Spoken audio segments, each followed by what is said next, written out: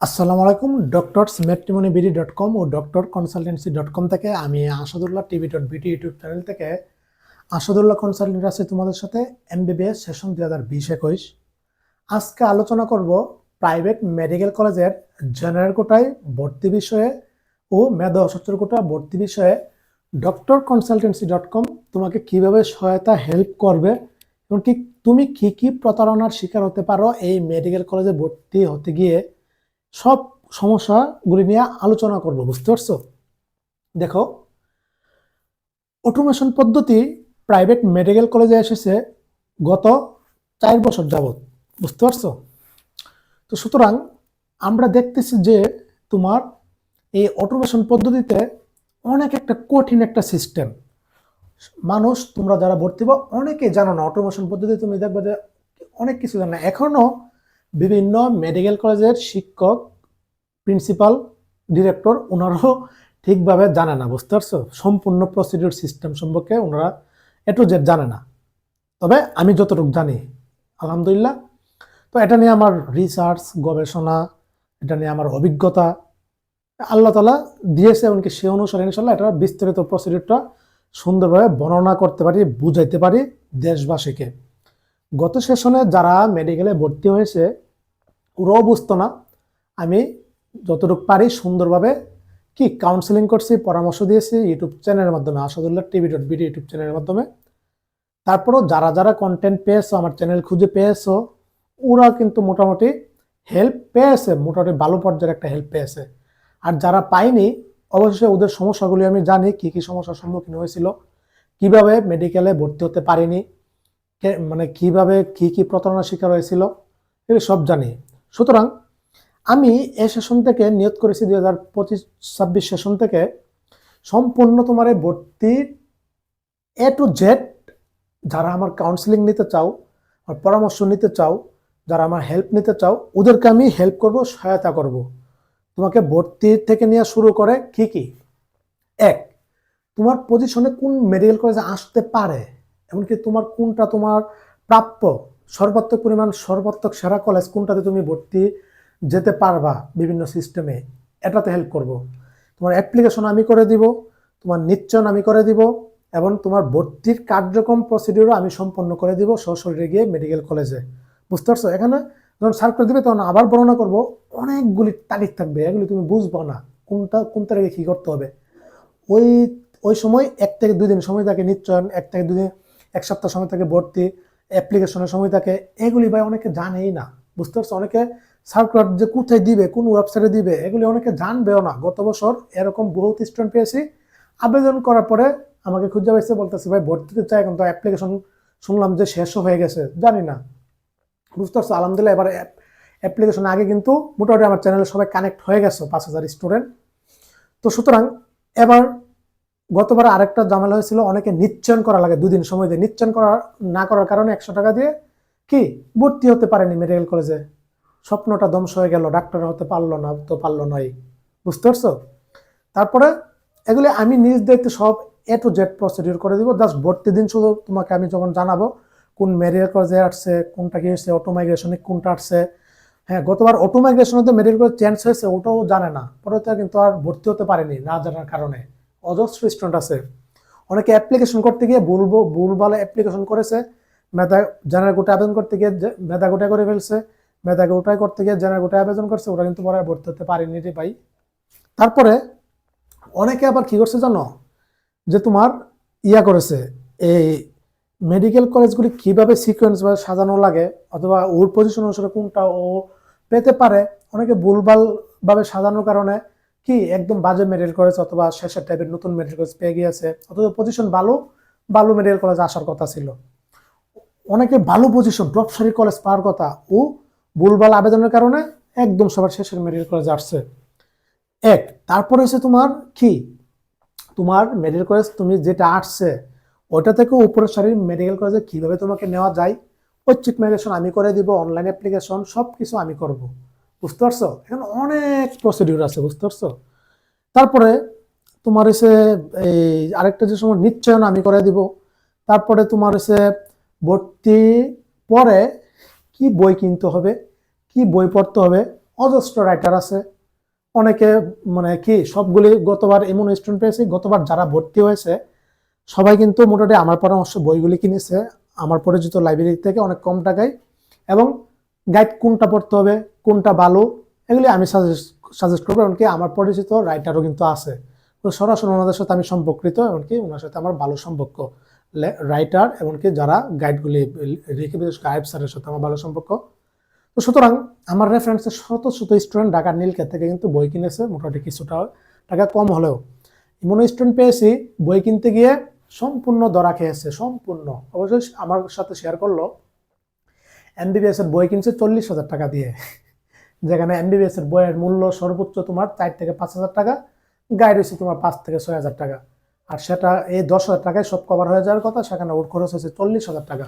ওই যে না বোঝার কারণে সব দোকানদার যা বুঝে দিয়েছে তা ধরে দিয়েছে। বইয়ের মধ্যেও বিভিন্ন ক্যাটাগরি আছে, তুমি কি ফটোকপি কিনবা নাকি মেন বই কিনবা। মেন বই কেউ পড়ে না, সবাই ফটোকপি কিনে, আমরাও পরে পাস করে আসছি first year, second year, third year, fourth year, সুতরাং এগুলি কেউ বুঝে না। তারপরে কলেজে যাওয়ার পরে বোনস কেনার ক্ষেত্রে কোন বোনস ওর কিনতে হবে, কোন স্কেলিটন, কোন কঙ্কাল কিনতে হবে, কোনটা ভালো, কোনটা কত দাম, এগুলি অনেক সময় বুঝে না। সব প্রসিডিউর আমি করে দিব। ভর্তি হওয়ার পর কি করব, হ্যাঁ ভর্তি হওয়ার পরে হেল্প করব। ফার্স্ট ইয়ারে ভর্তি হওয়ার পরে টানা 3 মাস ডিপ্রেশন থাকে একটা স্টুডেন্ট, সবচেয়ে খারাপ সময় যায়। ওই সময় আমি কাউন্সেলিং করব, আমি গাইডলাইন করব, আমি পড়াগুলি অ্যানাটমি, ফিজিওলজি, বায়োকেমিস্ট্রি আমি নিজে ক্লাস নিয়ে ফ্রিতে পড়িয়ে দিব, কোনো সমস্যা না। গত সেশনেও হেল্প করেছি আমার স্টুডেন্টদের, বুঝতে পারছো। কার্ডগুলি কোন কার্ডে আমি গ্যারান্টি সহকারে তোমাকে সাজেশন তৈরি করে দিব, সুপার সাজেশন, কোন প্রশ্নগুলি আসবে এগুলি বললে তুমি পাস, বুঝতে পারছো। কার্ড টার্ম প্রফ ইনশাল্লাহ গতবার কিন্তু আমি এভাবে তৈরি করেছি, ওইগুলি হচ্ছে একদম 100% থেকে 95% কম পেয়েছে স্টুডেন্ট আলহামদুলিল্লাহ, ফার্স্ট কার্ড সেকেন্ড কার্ডে টার্মে, বুঝতে পারছো। সুতরাং তোমার ভর্তি কার্যক্রম অ্যাপ্লিকেশন থেকে শুরু করে নিয়ে একদম মেডিকেল কলেজে ভর্তি হওয়ার পরেও তোমাকে আমি হেল্প করব আমার ডক্টর কনসালটেন্সি থেকে, বুঝতে পারছো, কোনো সমস্যা নাই। গতবার অনেকে মেধা কোটায় আবেদন করতে গিয়ে কি জেনারেল কোটায় মানে মেধা কোটায় আবেদন করেছিল, মেধা কোটায় চান্স হয়নি, পরেও কিন্তু মেডিকেলে আর ভর্তি হতে পারেনি। আমার দ্বারে আসলো, ভাই আপনি কিছু করেন, দিলাম আন্দোলনের ডাক। আমার নেতৃত্বে একাধিকবার আন্দোলন হয়েছে, স্বাস্থ্য অধিদপ্তর, স্বাস্থ্য মন্ত্রণালয়, তারপর তোমার এই প্রেস ক্লাবে, আমরা এগুলিতে ব্যর্থ হয়েছি। একাধিকবার আন্দোলন করার পরও প্রত্যেকটা বাংলাদেশের পত্রপত্রিকাগুলি ক্যাপচার করেছে, টেলিভিশনে ক্যাপচার করেছে, কাজ হয়নি। অবশেষে সর্বশেষ আমার পরামর্শে আমি হাইকোর্টে রিট করেছি 5 লক্ষ টাকা খরচ করে 73 জন স্টুডেন্টকে নিয়ে, এই যেন দ্বিতীয় সার্কুলার দিয়ে এমনকি ওদের ভর্তি সুযোগ করে দেয়। জেনারেল কোর্টে ভর্তি অটোমেশন সিস্টেম, ম্যানুয়ালি ভর্তি সিস্টেম কেউ নিবেও না, অনলাইনে পোর্টাল চালু করে দিলে অ্যাপ্লিকেশন করলে মেডিকেল কলেজ নাম আসার পরে তারপরে ভর্তি হতে পারবে। অবশ্যই আমরা হাইকোর্টে রিট হয়েছি, মানে হাইকোর্টে আমরা রিট করেছি, এমনকি ব্যর্থ হয়েছি, সরকারের বিরুদ্ধে রিট করেছি, স্বাস্থ্য মন্ত্রণালয়ের বিরুদ্ধে, ওনারা দেয়নি ইচ্ছা করে, বুঝতে পারছো। ধ্বংস করে দিয়েছে 2024-25 সেশনের স্টুডেন্টদের জীবনগুলি, বুঝতে পারছো, শত শত স্টুডেন্টের। যাও, তো এই সমস্যাগুলি সমাধান করার জন্য আমি আছি। তুমি এই ভর্তি যাওয়ার সময় অ্যাপ্লিকেশন কখন থেকে কখন চলবে, নিশ্চয়ন কখন করতে হবে, ভর্তি ডেট কখন, কেমনে কি করতে হবে, ঐচ্ছিক মাইগ্রেশন ডেট কখন, তুমি ঠিক মতো বুঝবো না, কোন ওয়েবসাইটে সার্কুলার দিয়ে সেটাও তুমি জানবা না, বুঝতে পারছো। এগুলি সব আমি করে দিব আমার নিজ দায়িত্বে, যারা আমার কাউন্সিলিংয়ে থাকবা, যারা গাইডলাইন নিবা, যারা পরামর্শ নিবা, বুঝতে পারছো। তারপরে আর কি করব, তারপর হচ্ছে তোমার কি কি প্রতারণা শিকার হবা। তুমি এই মেডিকেল অ্যাডমিশনে বাংলাদেশের সবচেয়ে বেশি দুর্নীতি, প্রতারণা, ভণ্ডামি, বাটপারি এবং কি দালালে ভরপুর ছিল এই মেডিকেল সেক্টরে ভর্তির অ্যাডমিশনের সময়। অবশেষে আলহামদুলিল্লাহ অটোমেশন সিস্টেম আসার পরে কিন্তু কি এসব দালালগুলি নির্মূল হয়ে গেছে, ধ্বংস হয়ে গেছে। এরপরে এখনো কিছু আছে অনলাইনে তোমাকে ভুলভাল বুঝে কিন্তু একদম শেষ করে দেবে। তুমি এখানে শিকার হবা, তোমাকে অনেকে লোভ দেখাবে, পছন্দের মেডিকেল কলেজে আনিয়ে দিবে, এটা কারো কোনো ক্ষমতা নেই, এটা সফটওয়্যারের মাধ্যমে হয়। তারপর হচ্ছে তোমাকে লোভ দেখাবে, অচিক মাইগ্রেশনে পছন্দের মেয়েটাকে আনিয়ে দিবে, তারপর আরো কত যে লোভ দেখাবে সেটা তুমি বুঝতে পারবা না, তুমি তো নতুন, কিছু জানো না, বুঝো না, বুঝতে পারছো। ওরা এভাবে তোমার সাথে প্রতারণা করবে, তোমার কাছে টাকা পয়সা হাতিয়ে নিবে ভাই। তারপরে এসে তোমার অনেকে কি করে জানো, ভর্তির আগে লেনদেন করে ফেলে, এগুলি ভাই সিস্টেম নাই, এগুলি কোনো কালো হয় না। আমার গাইডলাইনে যারা থাকবা কোনো সমস্যার বিন্দু পরিমাণ পড়বা না ইনশাল্লাহ। তুমি তোমার স্বপ্নের কাঙ্ক্ষিত সর্বোচ্চ পর্যায়ের মেডিকেল কলেজে আমি নিয়ে নিব ইনশাল্লাহ, তোমার যতটুকু তুমি তোমার যোগ্যতা অর্জন করেছো। বুঝতে পারছো? তারপরে দেখো অটোমেশন সিস্টেম পদ্ধতি, এখানে তুমি অনেক কিছু জানবা না। বিভিন্ন কলেজের প্রিন্সিপাল ডিরেক্টরও ঠিক মতো অনেক কিছু জানে না। বুঝতে পারছো? গতবার কিছু মেডিকেল কলেজে টপসারি মেডিকেল কলেজের প্রিন্সিপাল বলছে যে ঐচ্ছিক মাইগ্রেশন বলতে কোনো কিছু আসবেই না, বলছে যে অফলাইনে আসি বা অফলাইনে হতে পারে না। আমি তোমাদেরকে গ্যারান্টি দিয়েছিলাম যে ঐচ্ছিক মাইগ্রেশন হবে এবং কি সেটা অনলাইন সিস্টেম করবে। অবশেষে হয়েছে, কিন্তু আমার কথা 1 মাস পরে কিন্তু বাস্তবায়ন হয়েছে আলহামদুলিল্লাহ। বুঝতে পারছো? আগে এটা নিয়ে প্রতিবাদ করেছি যে ঐচ্ছিক মাইগ্রেশনটা অনলাইন করা হোক, আগে অফলাইন ছিল। যারা মাইগ্রেশন করবে কলেজে জমা দেওয়া লাগতো, কলেজে এগুলি জমা দিত না স্বাস্থ্য দপ্তরের, পরে মাইগ্রেশন হতো না। এটা অনলাইন করার কারণে একদম সিকিউর হয়ে গেছে। তারপরও এই ঐচ্ছিক মাইগ্রেশন অনলাইনে করার পরও তোমার অনেক ঝামেলা পোয়াতে হয়। কলেজ থেকে তোমার অনুমতি নিতে হবে। কলেজ থেকে অনুমতি নেওয়ার পরে তোমার এটা কলেজে যখন অ্যাপ্লিকেশন করবে, অনুমতি দেওয়ার পরে অনলাইনটা অ্যাক্টিভ হবে, তখন অনলাইনে অ্যাপ্লিকেশন করতে হবে। ওইখানে ভুলভাল করলে তোমার অ্যাপ্লিকেশন বাতিল হয়ে যাবে। তারপরে অ্যাপ্লিকেশন করার পরে তখন কলেজে আবার এটা কনফার্ম করতে হবে। এখানে ভাই 3টা প্রসিডিউর ভাই। গতবার তৃতীয় ঐচ্ছিক মাইগ্রেশনে 90% স্টুডেন্টদের মাইগ্রেশন পরিবর্তন হয়নি। কেন হয়নি আমি তো জানি, কলেজ কনফার্ম করেনি ইচ্ছা করে। কনফার্ম করলে স্টুডেন্টগুলি চলে যাবে, ওরা সিট হারাবে। অবশ্য ওইটা নিয়ে কিন্তু কন্টেন্ট তৈরি করেছি, প্রতিবাদ করেছি। বুঝতে পারছো? সুতরাং এগুলো আমি নিজ দায়িত্বে নিজ তাগিদে করে দিব যারা আমার এই কাউন্সিলিংয়ে থাকবা। বুঝতে পারছো? তাছাড়া আরো অনেক কথা আছে, সব কিছু আমি করে দিব। ভর্তির দিন সশরীর পর্যন্ত তোমার মেডিকেল কলেজে গিয়ে ভর্তিও করাবো। বুঝতে পারছো? এবার ভাবছি এই উপকারটুকু করব। এখন প্রশ্ন হলো ভাই সবকিছু ফ্রিতে করবেন? না, আমি এখানে সময় দিব, তোমাকে শ্রম দিব, তুমি এখানে 35 লক্ষ টাকা দিয়ে ভর্তি হয়ে পড়বা আর আমার কনসালটেন্সি ফি দিবা না? এটা কি হয়? এই যে আমি ঢাকাতে মতন আছি, একটা রুম দেখতেছো, আমি তোমাদের হেল্প করার জন্য জাস্ট ঢাকায় সপ্তাহে 1 থেকে 2 দিন আসতেছি। বুঝতে পারছো? একদিন তো সাপ্তাহিক বন্ধই থাকে কলেজ। তো সুতরাং এই যে রুমটা ভাড়ার, এই রুমে থাকতেছে আমার 6,000 টাকা দেওয়া লাগে। তো আমি মাসে থাকবো সর্বোচ্চ তোমার কতদিন? 7 থেকে 8 দিন। বুঝতে পারছো? এই টাকা এই যে পরামর্শ দিব। আর যারা সরাসরি দেখা করতে আসবে অবশ্যই আমার সম্মানে হাদিয়া দিবেন, আপনার যেহেতু পরামর্শের জন্য আসতেছেন। তো এটাকে আপনার বিবেকে বাঁধে না? আমি যে এই শরীয়তপুর থেকে আসি ভাড়া দিয়ে, এখন আমার 2,000 টাকা আসা যাওয়ার ভাড়াই চলে যা, আমি যে এখানে থাকি ঢাকায়, আমার খাওয়া দাওয়ার টাকা লাগে না? আপনার আমার দেখেন পরামর্শটা, এই যে আমার পরামর্শ, এই পরামর্শটি কিন্তু আপনি ভর্তি কি হতে পারবেন কি পারবেন না, কোনটাতে আপনার সম্ভব, এই পরামর্শটা আপনার আত্মীয় স্বজন যারা ডাক্তার আছে ওরা ঠিক মতো জানবে না। গত সেশনে অজস্র প্রফেসর, ডাক্তার, বড় বড় পর্যায়ের পিজি হসপিটালের অধ্যাপক স্যার আছে। বুঝতে পারছো? ওনার ছেলেকে ভর্তি করে সম্পূর্ণ আমার কাউন্সিলিং নিছে।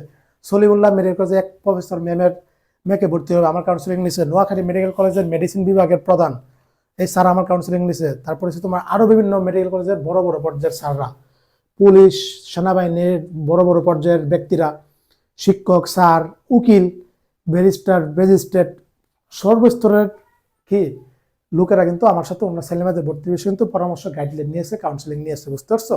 এমনকি সুন্দরভাবে ওকে করে দিয়েছে ওনাদের কাঙ্ক্ষিত মতো। বুঝতে পারছো? তো সুতরাং আমার কনসালটেন্সি ফি অবশ্যই দিতে হবে। আমি তোমাকে সময় কেন দিব? আমার সময়ের দাম আছে, খুবই মূল্যবান। আমি তো মেডিকেল স্টুডেন্ট, লেখাপড়া করতে, আমার তো সময়ের দাম আছে নাকি? বুঝতে পারছো? তারপর হচ্ছে যে তোমার এই যে পরিশ্রম আছে না আমাতে, এটাতে একটা জার্নি আছে না। তারপরে কি আমি দেখো ভাই, গত 1 মাস হয়েছে ডক্টরস ম্যাট্রিমনি বিডি.com প্রতিষ্ঠা করেছি। বাংলাদেশে এই প্রথম ডাক্তারদের একমাত্র নিয়ে আমি কাজ করতেছি, এটা কারো করার সাহস হয়নি আজও পর্যন্ত। এমনকি আমি আলহামদুলিল্লাহ সফল হয়ে গিয়েছি। ডাক্তারদের বিয়ে যে কতটা কঠিন এটা আমার প্লে লিস্ট আছে, ভিডিও আছে অজস্র, দেখো। এই দায়িত্বটা আমি নিয়েছি উদ্যোক্তা হিসেবে। আমি নিজে লাখো টাকা খরচ করে কি প্রতিষ্ঠা করেছি ওয়েবসাইট। সেখানে আলহামদুলিল্লাহ গত 15 দিনে আমার ওয়েবসাইটে 22টা ডাক্তার পাত্রপাত্রীর 400 জমে গেছে। ডাক্তার আপু আছে প্রায় 300-র মতো, ডাক্তার ভাই আছে 100+ উপর, এমনকি 222টা পেন্ডিং আছে। আমি সময় পাচ্ছি না অ্যাপ্রুভ করার জন্য 15 দিন যাবত। ডিসেম্বরের 14 তারিখে তোমাদের রেজাল্ট দেওয়ার পরে আমি আমার ওয়েবসাইটে 1 মিনিটও সময় দিতে পারতেছি না। দিন রাত 24 ঘন্টা কল আসে, দিন রাত 24 ঘন্টা। খাওয়ার সময় কল, ওয়াশরুমে যাইলেও কল, বাইরে যাইলেও কল, জার্নিতে যাইলেও কল, বা গাড়িতে উঠলেও কল, ঘুমানোর সময় কল। আমি মোবাইলটা পর্যন্ত ঘুমাই তোমার এই সাইলেন্ট করে, বুঝতে পারছো, একদম মিউট করে। সর্বস্তরে অনেকে কল আমি ধরতে পারি না, ব্যস্ত থাকি। অনলাইনে আসলে তো আরও ব্যস্ত থাকি, ডাক্তাররা নক দেয়, পাত্রপাত্রী নক দেয়। আমাদের বায়োডাটাগুলি একে অপরের কাছে দেওয়ার জন্য পছন্দ হয়েছে ওই ডাক্তারকে, ওই আপুকে, ওই ভাইকে, এগুলি আদান প্রদান করলাম। এগুলি তো ওনাদের, তোমাদের কারণে আমি ওনাদের কাছে সময় দিতে পারতেছি না, অথচ ওনারা ডাক্তারে বয়স আছে, বিয়ে শাদী করতে পারতেছে না। ডাক্তার বিয়ে অনেক কঠিন, বুঝতে পারছো? বড় বড় পর্যায়ের ভাই বোনেরা আছে যারা এফসি ফেস করতেছে, বিসিএস ক্যাডার, অজস্র জন দেখছি, বুঝতে পারছো? ওদেরকে আমি সময় দিতে পারতেছি না, ওদের কল রিসিভ করতে পারতেছি না, মেসেজ সিন করতে পারতেছি। আজকে 15 দিন যাবত আমার হোয়াটসঅ্যাপে প্রায় 4 থেকে 5,000 মেসেজ আনসিন এখনো, প্রত্যেকদিন রিপ্লাই দিচ্ছি, এরপরেও এগুলো আমার সময় লাগবে। ভাবতেছি এখানে লোক রেখে আমি এই কাজগুলি করাবো, বুঝতে পারছো? অজস্র কাজ আমার 2 প্রতিষ্ঠান নিয়ন্ত্রণ করা লাগে, drmatrimonyBD.com ও drconsultancy.com। তার মধ্যে আবার আমার ফরেনার স্টুডেন্ট আছে, ওদেরও তো সময় দেওয়া লাগবে। সুতরাং আমার তো সময়ের মূল্য আছে। তোমার কাউন্সিলিং পরামর্শ নিবা, আসবা, দেখা করবা, অবশ্যই কনসালটেন্সি ফিটা দিবেন, এটা আপনার বিবেকে বলা লাগে না। আর যে মেডিকেলের যে প্রসিডিউরটা, ওইটা তো ভর্তি সম্পূর্ণ পরে অবশ্যই আমি আমার যে সম্মানীয় হাদিয়া কনসালটেন্সি ফি অবশ্যই আদায় করবেন, বুঝতে পারলেন? আমি কাজ করবো কেন, আপনাকে সময় দিব কেন, বুঝতে পারছেন? তারপরে যারা দেখা করতে আসবেন অবশ্যই কনসালটেন্সি ফি দিবেন। কারণ এখানে আমার প্রচুর টাকা, এই যে আমি 1-2 দিন ঢাকায় থাকি, প্রচুর টাকা খরচ, এই যে রুম ভাড়া নিয়েছি, প্রচুর টাকা খরচ হচ্ছে না আমার? অবশ্যই হচ্ছে। জেনারেল কোটার বিষয়টা এটা বললাম। আর মেধা ও সচ্ছল কোটায় তো আমি সর্বাত্মক হেল্প করি, একই বিষয়। দেখা করতে আসবেন অবশ্যই কনসালটেন্সি ফি দিবেন, বুঝতে পারছেন? তারপরে মেধা কোটাতে আমি সর্বাত্মক পরিমাণ হেল্প করি। আর মেধা কোটার প্রসিডিউরটা তো বলছি, A to Z যা যা ডকুমেন্ট আছে A to Z আমি তৈরি করে দিব। এগুলি কি লিখতে হবে, এগুলি বাইবা বোর্ডে কাটাই পড়ে, একটা লেখা ভুলভাল হলে বাদ, বুঝতে পারছি? এগুলি সব আমি নিজ দায়িত্ব করে দেবো, কোনো সমস্যা না। গতবার যারা চান্স পেয়েছে আমারই স্টুডেন্ট শত শত, এগুলো আমি সব করে দিয়েছি, কোনো সমস্যা নাই। তারপরে আরেকটা যে বিষয় সেটা হলো যে, হ্যাঁ, তোমার কি প্রয়োজন, তুমি কি চাচ্ছ? MBBS আমি কয়েকটা কলেজে কম টাকা করাইতে পারি, দুই একটা কলেজে।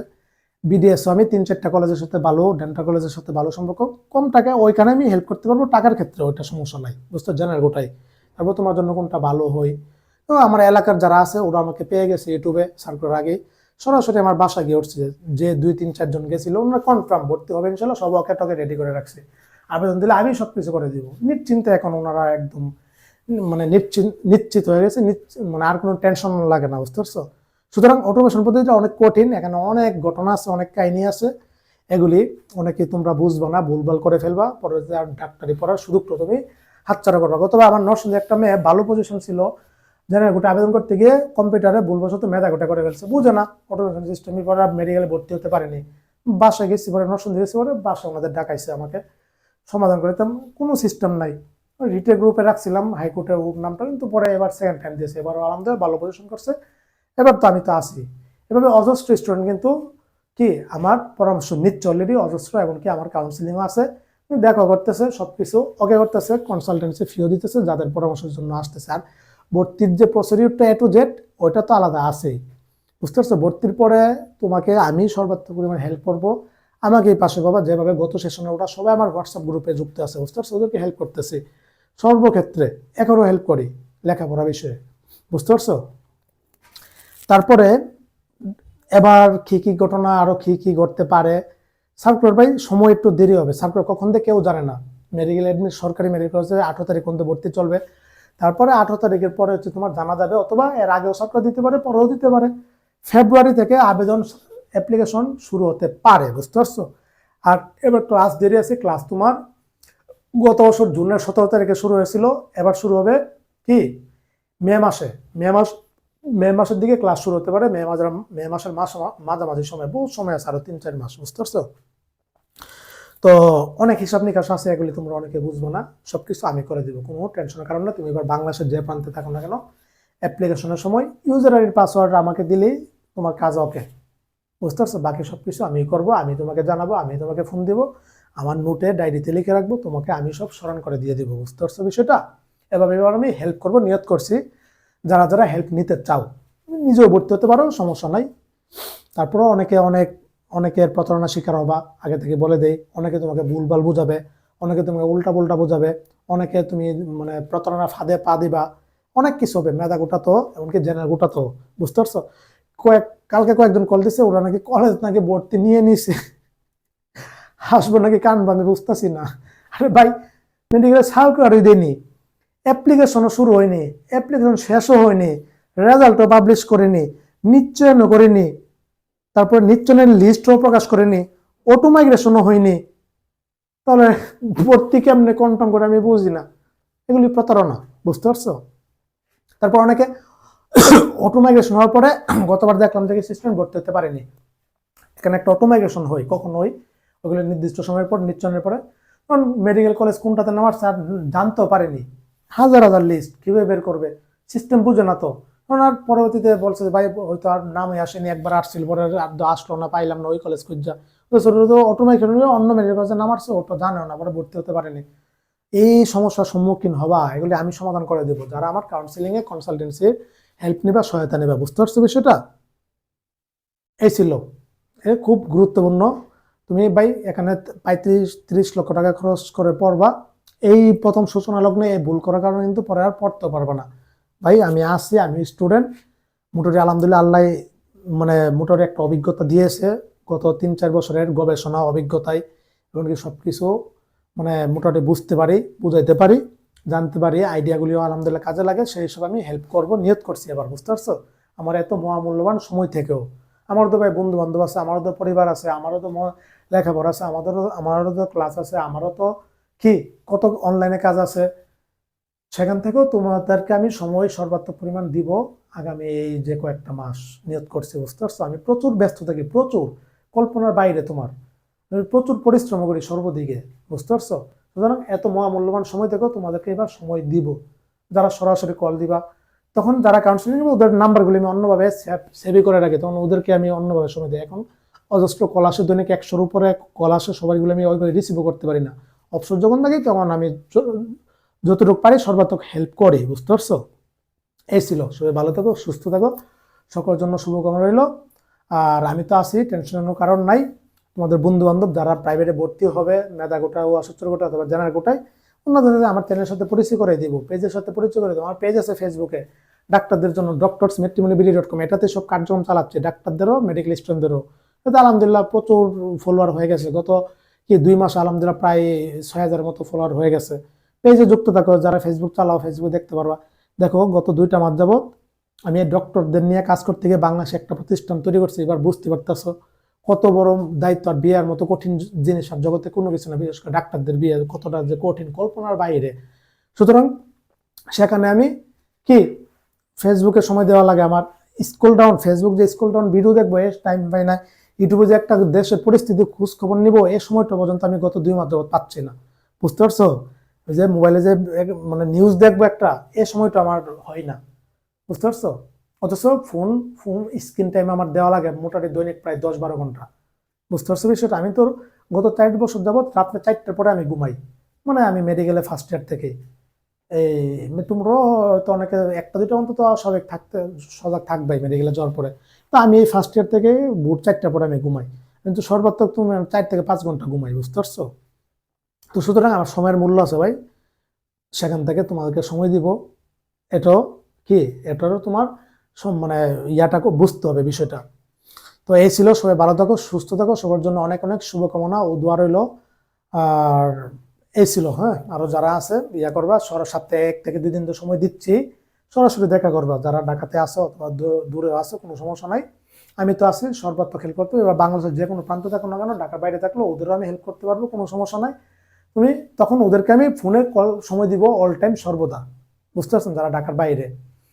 আসসালামু আলাইকুম ওয়া রাহমাতুল্লাহি ওয়া বারাকাতুহু।